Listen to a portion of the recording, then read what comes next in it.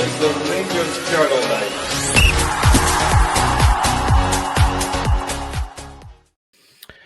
Good morning, good afternoon, or good evening, depending on when you're watching this. You are watching the Rangers Journal. My name is Doug, and this is the Lowdown, your bite-sized video for all the information on our upcoming opponents. Rangers will be facing on Tuesday evening the second leg against Viktoria Plzen after our excellent 3-0 victory in leg one.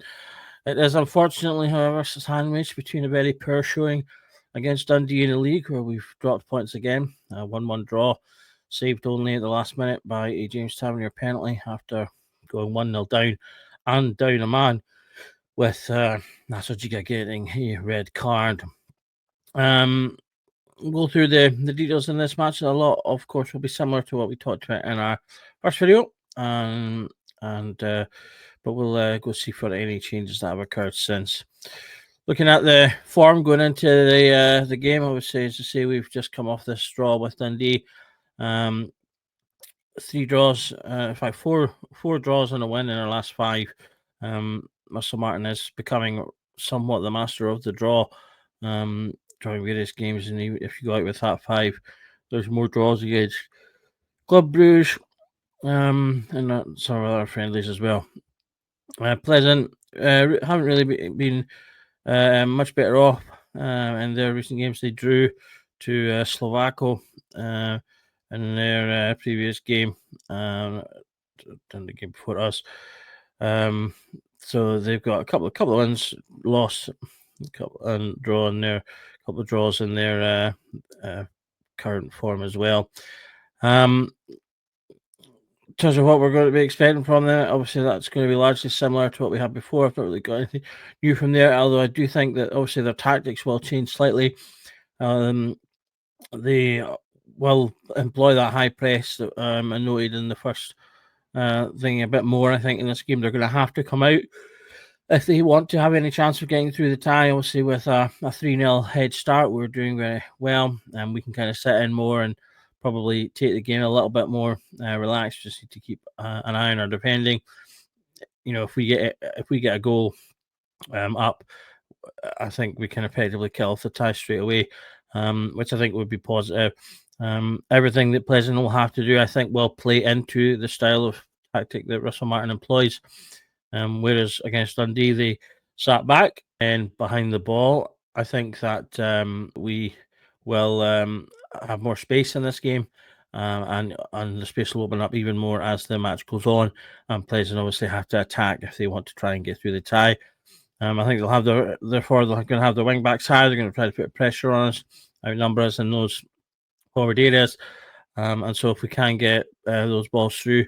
The third goal that we scored with where Aaron's passed the ball through, broke the line, to our man running in behind. I think that's a perfect template for the types of goals that we could get in this return leg as they push on to try and obviously make up the gap. So ironically enough, I think we probably will play well, as say these tactics that Russell Martin looks to employ will probably suit better.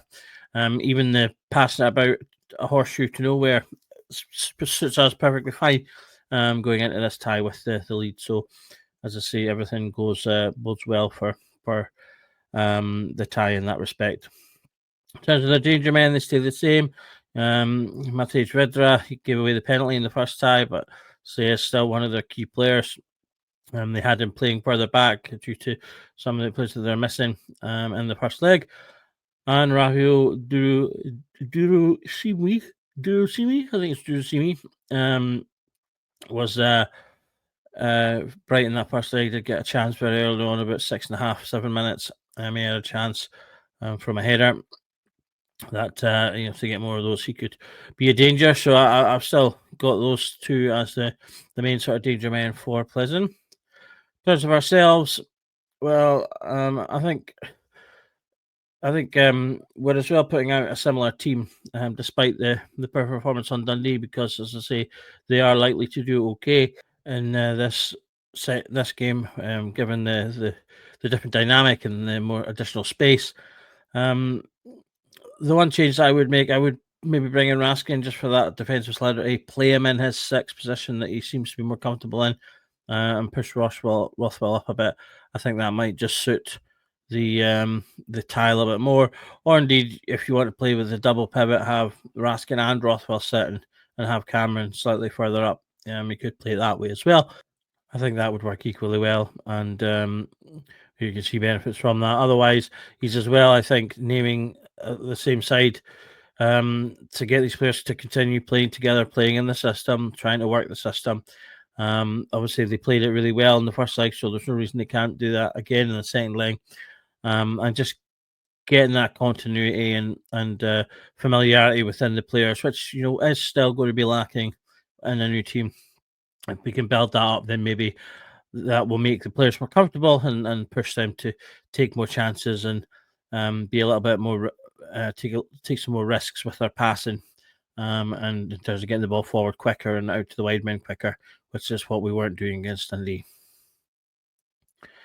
The game changer for this match, I think, is likely to be Jack Butland.